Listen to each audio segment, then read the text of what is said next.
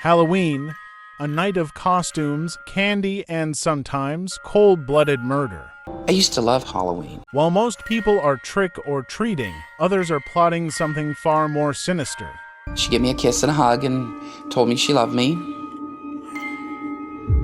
And then she was gone. And that was it. In this video, we dive into real-life cases where Halloween turned deadly. 2004, Halloween night, 3 roommates, Lauren, Adriane, and Leslie, were attacked in their home. Earlier that night, they had returned home after handing out candy to the kids in their neighborhood. They spent the rest of the night hanging out at home, relaxing and watching TV. Lauren goes to bed at about 11 p.m. She suddenly wakes up in the dead of the night to her roommates screaming for help. She runs out and calls 911. This is 911 emergency. What are you reporting? Oh my God, we got attacked. Who attacked you? I don't know. You don't know who attacked you? Is that your home? Yeah, I don't know what to do. When police and paramedics arrived, Adriane and Leslie were found dead. Investigator found blood on the blinds, where they believe the killer broke into the house. They also found zip ties tied together with a rubber band and cigarette butt outside. None of the roommates smoked, so it was believed that the killer might have smoked outside the house, waiting for a while before breaking in. The murder weapon was not found at the scene, but Adriane and Leslie were both stabbed multiple times. The police determined that Leslie was likely asleep when she was attacked, and Adriane ran in, trying to save her friend. No one knew who the killer was, not even Lauren, because she didn't see the killer's face. She was worried the killer might still be after her. Police asked neighbors for clues, but the fact that it happened on Halloween night makes it complicated. There were many people wearing costumes and masks. An intruder can easily sneak around without looking suspicious. Investigators looked into the girls' close circle, but every lead was a dead end. Lauren decided to take matters into her own hands. She sets up a phone call with 2 Los Angeles psychics. The police were finally able to get a sketch of the killer with the help of the psychics. The police invited the psychics for a meeting, and this time, one of the psychics heard a familiar name from Adriane. Lauren thought of Adriane's best friend Lily, but no one thought anything of it.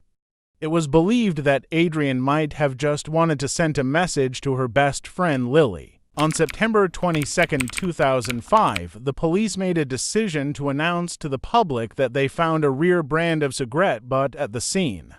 Camel Turkish Gold, stores that have them will often only sell 1 or 2 packs a week. And the DNA from the cigarette butt found at the scene matched with the killer's blood found in the house. The decision pays off, as it seemed as though the police was closing in on the killer. With the pressure mounting, a man turns himself in just 5 days later. The police breaks the news to Adriane's mom. The killer was Eric Cabell, Lily's husband. Eric's DNA matched with the saliva from the cigarette butt and the blood of the killer found on the window blind. Eric turned himself in, but he didn't say why he did it. The police were able to come up with a possible motive.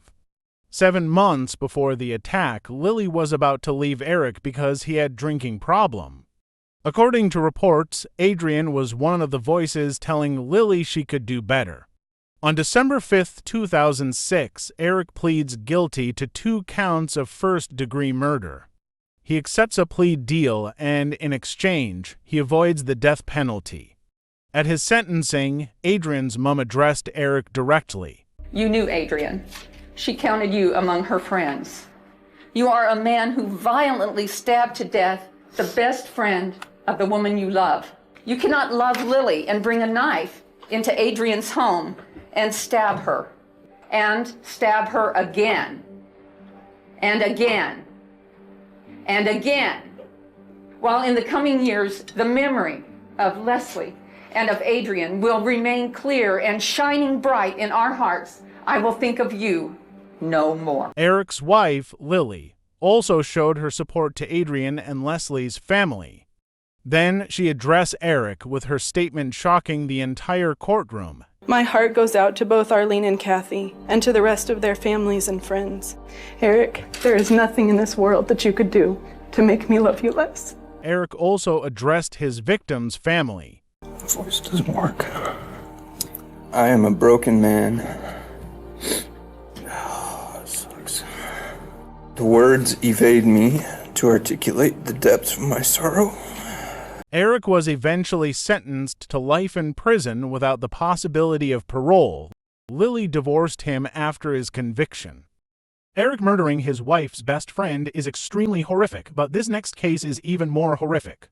It is the case of Shirley Ledford, one of the girls murdered by the infamous toolbox killers. But first, if you are enjoying this video, hit the subscribe button. It's absolutely free. You've heard it obviously several times before, and it still seems to affect you obviously quite deeply.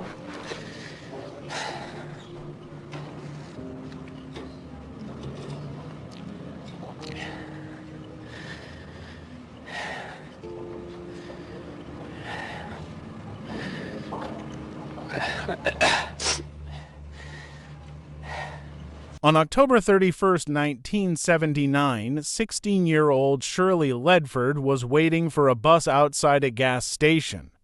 She had just left a Halloween party earlier that night. Two men offered her a ride. Their names were Lawrence Bittaker and Roy Norris. According to report, Ledford accepted the ride because she recognized Bittaker from the restaurant she worked as a part-time waitress. Unknown to Ledford, Lawrence Bittaker and Roy Norris were the infamous toolbox killers. They were referred to as the toolbox killers because the items they use in torturing and murdering their victims are tools usually found in a toolbox.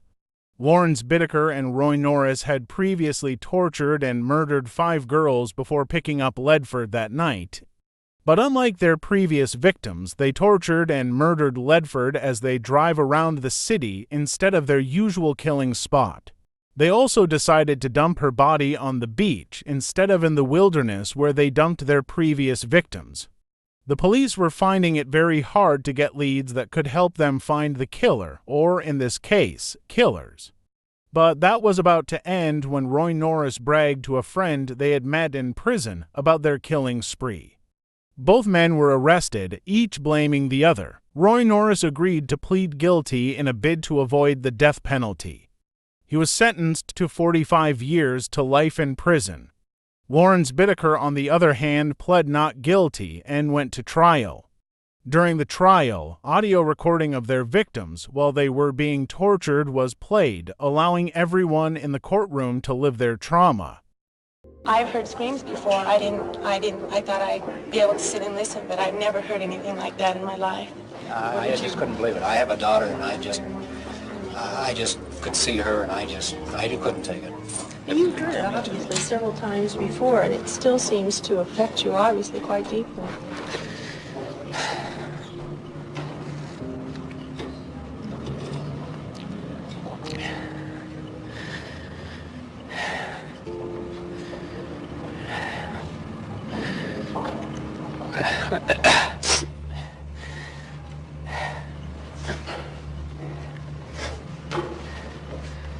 Lawrence Bittaker was eventually sentenced to death.